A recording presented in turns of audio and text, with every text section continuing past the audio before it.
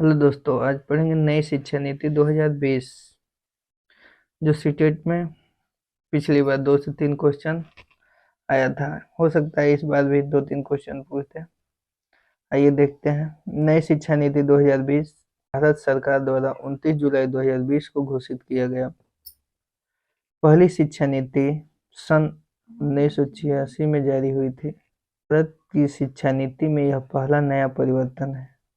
नई शिक्षा नीति 2020 के अध्यक्ष के कस्तूरीरंगन समिति की रिपोर्ट पर आधारित है।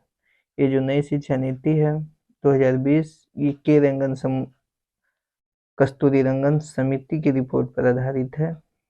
कस्तूरीरंगन ये अंतरिक्ष मनोवैज्ञानिक है। नई शिक्षा नीति के अंतर्गत मानव संसाधन मंत्रालय MHRD का नाम परिवर्तन कर शिक्षा मंत्रालय कर दिया गया है। NEP 2020 वर्ष 1968 एवं वर्ष 1986 के बाद स्वतंत्र भारत की तीसरी शिक्षा नीति है। NEP 2020 के तहत केंद्र व राज्य सरकार के सहयोग से शिक्षा क्षेत्र में देश की GDP के 6% हिस्से को बराबर निवेश का लक्ष्य रखा गया है। नई शिक्षा नीति 2020 में 10+2 के स्थान पर 5+3+3+4 शिक्षा प्रणाली के आधार पर विभाजित करने की बात की गई है। NEP 2020 के अंतर्गत MHRD का नाम बदलकर शिक्षा मंत्रालय करने का मुख्य उद्देश्य शिक्षा और सीखने पर पुनः ध्यान आकर्षित करना।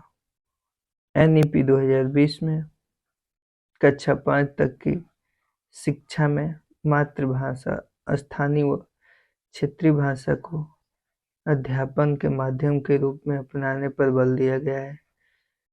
प्राथमिक शिक्षा 3 वर्ष से 8 वर्ष की आयु के बच्चों के लिए शैक्षिक पाठ्यक्रम का 2 समूहों में विभाजित किया गया है।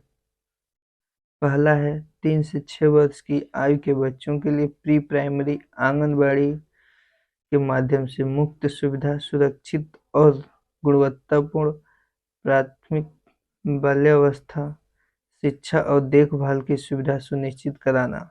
दूसरा है 6 वर्ष से 8 वर्ष तक के बच्चों को प्रारंभिक विद्यालयों में कक्षा 1 और कक्षा 2 में शिक्षा प्रदान की जाए।